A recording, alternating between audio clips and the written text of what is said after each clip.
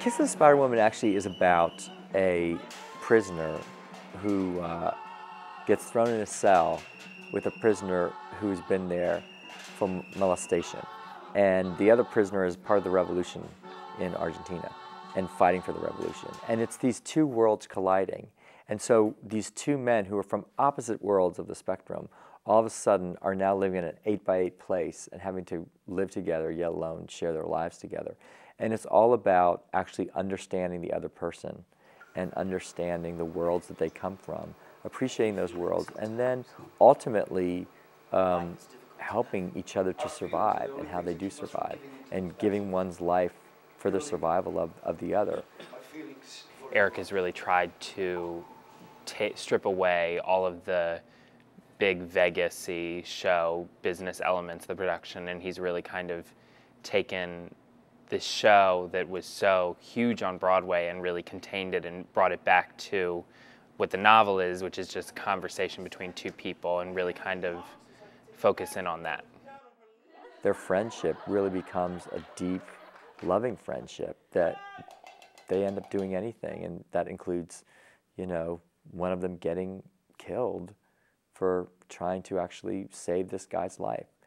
It's about family, it's about revolution, it's about the system, and it's also about power and greed, which is really interesting because you look at the social class systems and it deals with that. So it has a little bit of everything, but it's at heart, it's about the human condition and the human connection between these two people and how they grow to understand each other, appreciate each other, and really become the best friends. I want you to promise me something.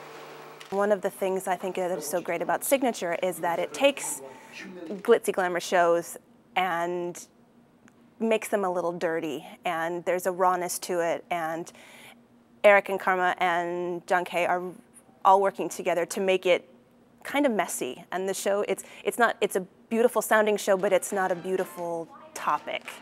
And what's interesting is, you know, people say, who's the Spider-Woman? What is the Spider-Woman? And actually, you know, the Spider-Woman is a character that Melina brings to life. And her name's Aurora, and she's starred in these films. And he makes up movies that she should star in his mind to survive the prison life.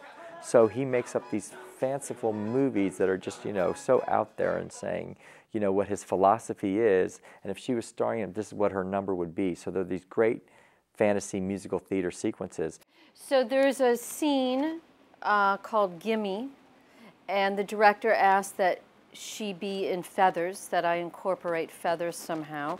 So I looked at some images of Joan Crawford, and I found a great piece of research with a velvet gown, a velvet coat with a feather collar. So this was one of the more simple garments in the show because we found a wonderful velvet coat that we bought.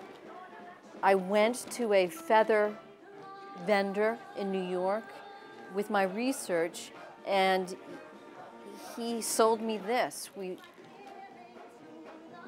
sewed on a piece of wire to control the shape and made a lapel for the coat. So this goes on the coat.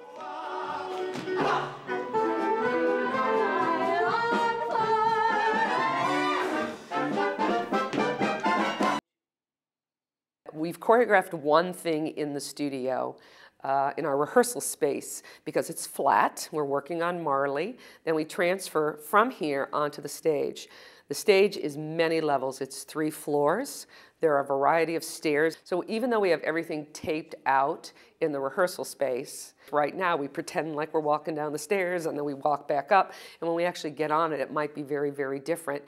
The way the set's designed, it's this whole environmental unit that you actually are in the prison cell the entire night, and so you can't escape. And so prisoners are constantly like banging on their cells and banging their mugs and throwing shoes, and you get a real taste of the real prison life in Argentina, which I think was really, really important because of the torture and everything else that was going on then. So that's an ever-presence in the actual production.